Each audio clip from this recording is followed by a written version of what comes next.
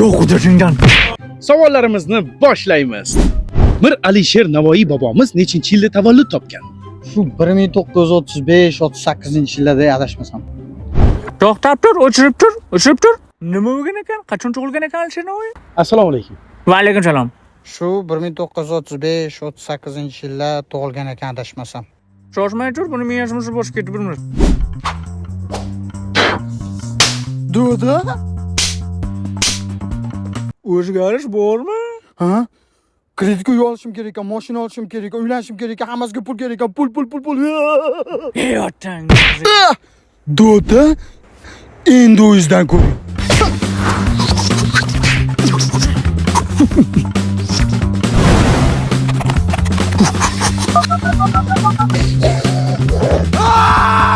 Yo'q o'tirishingdan.